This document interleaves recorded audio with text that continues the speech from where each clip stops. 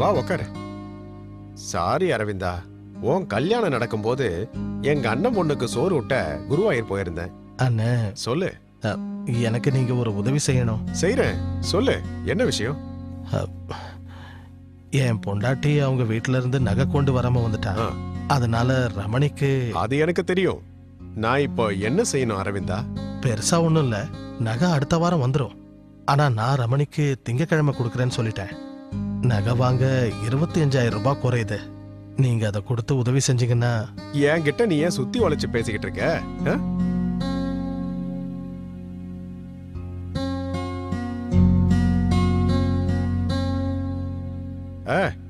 வேற ஏதாவது காசு வந்ததா? இல்ல சார். இதான் இங்கத்தி நிலைமை. இத பார்த்தல்ல, இன்னைக்கு கொடுக்க வேண்டிய பாக்கிகள் 30,000 ரூபாய் இருக்கு. இதுலயே ஒரு 10,000 எங்களுக்கு குறையுது. அதுக்கு என்ன பண்றதுன்னு தெரியல.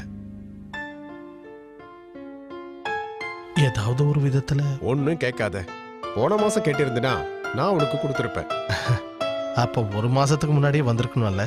உங்க கணக்குப்படி நான் லேட்டா வந்துட்டேன். நான் வரேன். என்ன மன்னிச்சிரு. உன்னோட ரேஷன் கடையில நல்லா வியாபாரம் ஆகும்போது எல்லாமே சரியாயிடும். ஒரு ஏடியா மூடிட்டா சரியாயிடும்.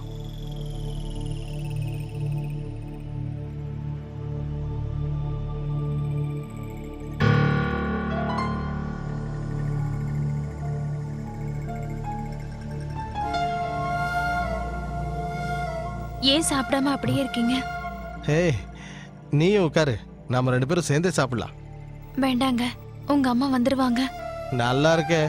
அம்மா ரமணி வீட்டுக்கு போயிருக்காங்க. எப்ப வருவாங்கன்னே தெரியாது. அது கடவுளுக்கு தான் தெரியும். அவங்க வர வரைக்கும் நீ சாப்பிடாம இருந்தா உன் உடம்பு என்னத்துக்கு ஆகிறது? கூடவே இருந்து நீ ஒழுங்கா சாப்பிடுறியான்னு பார்க்க எனக்கும் கொஞ்சம் கூட டைமே இல்லாம போயிடுச்சு.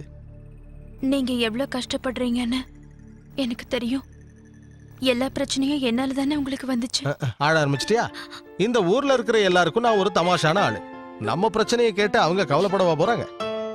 அவங்க வீட்டுல இந்த மாதிரி பிரச்சனைகள் வரும்போதுதான் அவங்களுக்கு புரியும். என் செல்லம் இல்ல, வாய கொஞ்சம் தோற. அந்த பசுவை கட்டி போறதுக்கு இங்க யாரும் இல்லையா?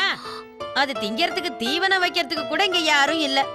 அவங்க வேளா வேளைக்கு சாப்பிடுறத மட்டும் மறக்கிறதே இல்ல. சாப்பிட கூட நேரம் இல்லாம என் பொண்ணு ரமணி எல்லா வேலையும் இழுத்து போட்டுக்கிட்டு செய்வா தெரியுமா? அவ மாமியார் வீட்டுக்கு போனாலும் போனா இந்த வீட்டு வேலையை செய்ய யாரும் கிடையாது. அடுத்தவங்க செய்வாங்கன்னு இந்த பத்மாவதி என்னைக்கும் எதிர்பார்க்க மாட்டா. ரமணி வீட்டுக்கு சொல்லாம கொள்ளாம போயிருக்கீங்க. யார்கிட்ட சொல்லணும்? என்கிட்ட தான். உனக்கு தான் வானத்துல இருந்து ஒரு தேவதை இறங்கி வந்திருக்காளே, அம்மா அப்பாக்கு எங்க நேரம் இருக்கும்? அதான் பறக்குறிய. நான் இன்னைக்கு காலையில ஒரு அவசர வேலையா. ரமணி எப்படி இருக்கா? கடவுளோட அருளால அவ நல்லபடியா இருக்கா. என் பொண்ண பாக்கணும்னு எனக்கு தோணுச்சு, அதான் அங்க போயிட்டு வந்தேன். கேக்குறதுக்கு பாக்குறதுக்கு இந்த பொண்ணுக்கு ஆளே கிடையாது. பிறந்த வீட்டுல ரொம்ப அந்தஸ்தோட இருந்திருக்கா.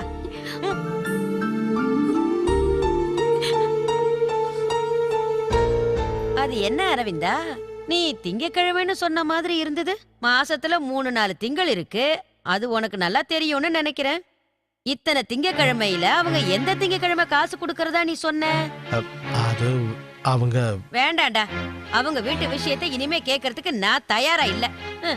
கல்கத்தாவில இருந்து இங்க வந்திருக்கான், இங்க வரதுக்கு நேரம் இல்ல. எல்லாம் கவரிமான் பரம்பரை. ஒரு வார்த்தை சொன்னா போதும் அப்படியே உயிரை விட்டுடுவாங்க போல. ஆமா, உன்னை அப்படியே கொன்னுடுவேன். இவ்வளவு நாளாச்சே அவங்க வீட்ல இருந்து யாராவது வந்தாங்களா இங்க? நல்லா ஒரு கல்யாணத்தை பண்ணிட்டு வந்தடா நீ. இதுக்கு நீ யாராவது ஒரு அனாதை பொண்ணுக்கு வாழ்க்கை கொடுத்திருக்கலாம். அதுலயாவது புண்ணியம் கிடைச்சிருக்கும். அந்த ரமேஷும் கடன் கொடுத்தவனும் இன்னும் கொஞ்ச நேரத்துல இங்க வர போறான். கொடுத்தா கூட இல்லைன்னா ஓ இஷ்டம். எப்படியாவது நீங்க 2 பேரும் ரோட்ல கட்டி புரண்டு சண்டை போட்டுக்கங்க. என்ன ஆள விடு. நல்ல கதை. பணம் அது லட்சுமி இல்ல, அதுக்கு மதிப்பு கொடுக்கணும். நாணயமாவும் நடந்துக்கணும். அதை மதிச்சு நம்ம பூஜை செஞ்சா அது எப்பவும் நம்ம கூடவே இருக்கும். பிரசாத், கொஞ்சம் சொல்லு. உங்க பத்திரத்தை பார்த்தேன். அந்த பத்திரத்தை முதலாளி பேர்ல ரெஜிஸ்டர் பண்றது உங்க பொறுப்பு. பணத்தை திருப்பி தரும்போது திரும்பவும் உங்க பத்திரத்தை நீங்க உங்க பேருக்கு ரெஜிஸ்டர் பண்ணிக்கலாம். அது கூட உங்க செலவுதான். நான் ஏற்கனவே சொன்ன மாதிரி வீட்டோட பத்திரத்தை வச்சு நான் பணம் வாங்குறது எங்க அம்மாவுக்கு தெரிய வேண்டாம். தெரியாது, எல்லாத்தையும் சொல்லு. நாணயமா நடந்துக்கணும்னா. அப்புறம் 150 ரூபா ஸ்டாம்ப் பேப்பர் 2, 3 வெள்ளை பேப்பர்ல கையெழுத்து போட்டு தந்துருங்க. கொண்டு வந்திருக்கேன். பிளாங்க் செக் 2, அதுல ஒரு கையெழுத்து போட்டு கொடுத்துருங்க போதும். இப்போதைக்கு இவங்கிட்ட பேங்க் அக்கவுண்ட் எதுவுமே கிடையாது. ஆ. உடனே அக்கவுண்ட் ஆரம்பிச்சு கொடுத்துறோம். ஆ, அப்புறம் ஒரு மாசத்துக்கு பிறகு 1000க்கு 100 ரூபாங்கிற விதம். ஒரு சந்தோஷத்தை நீங்க எனக்கு தரணும். சந்தோஷமா? ஆ, வட்டிக்காரங்களை பத்தி எல்லாம் தப்பா தான் சொல்லுவாங்க. மீட்டர், ராக்கெட், பிளேடுன்னு பல விதமா சொல்லுவாங்க. இப்ப என் கையில இருக்கிற காசை தானே உங்ககிட்ட எண்ணி தரேன். அதை வச்சுக்கிட்டு உங்க பிரச்சனையை தீர்த்துக்கிறீங்க. சந்தோஷம் தானே? ரொம்ப சந்தோஷம். அதான் அந்த சந்தோஷத்தை நீங்க மாசம் மாசம் எனக்கு திருப்பி கொடுக்கணும். இப்போ உங்களுக்கு புரிஞ்சுதா? அதத்தான் வந்தாலும் இவ்வளவு நேரமா ரொம்ப ரொம்ப தெளிவா சொல்லிட்டு இருந்தாரு. அப்போ ஒரு மாசம் சந்தோஷத்தை கழிச்சு 1,80,000. இப்போ உங்க பிரச்சனை தீர்ந்ததுல தீர்ந்தது. என்னோட எல்லா பிரச்சனையும் தீர்ந்து போச்சு. இப்ப கையெழுத்து போடுங்க. எங்க? இங்க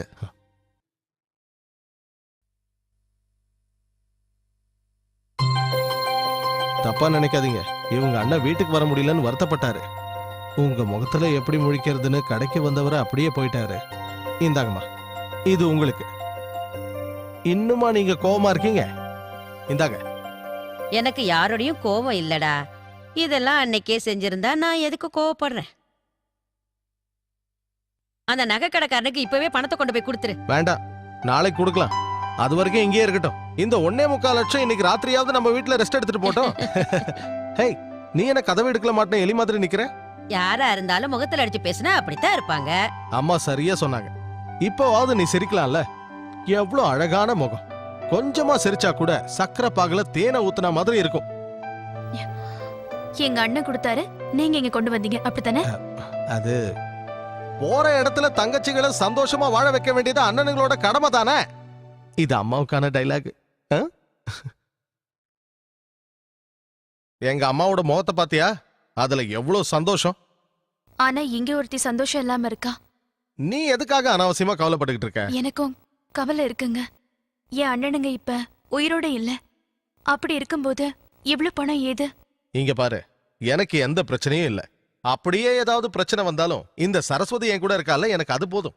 இவ்வளவு பணம் உங்களுக்கு எப்படி வந்தது? அதுவா, எங்க ரேஷன் கடைக்காரங்களுக்கு ஒரு சொசைட்டி இருக்கு, அங்க இருந்துதான். ஒரு வருஷத்துல அடைச்சா போதும். வட்டி எல்லாம் எதுவும் கிடையாது. இது மட்டும் இல்ல, பெரிய அமௌண்ட் கேட்டிருந்தாலும் கொடுத்திருப்பாங்க. இது எதுக்கு தெரியுமா? எங்க அம்மாவுக்கு உன் மேல இருக்கிற கோபம் குறையணும். அப்பதான் நாம நிம்மதியா வாழ முடியும். சரி, அதெல்லாம் விடு. நாம 2 பேரும் மனசு விட்டு பேசி எத்தனை நாள் ஆச்சு தெரியுமா? அரவிந்தா, முட்டையும் போல. ஏமா ஒரு ஹார்ன் அடிச்சிட்டு வரக்கூடாது?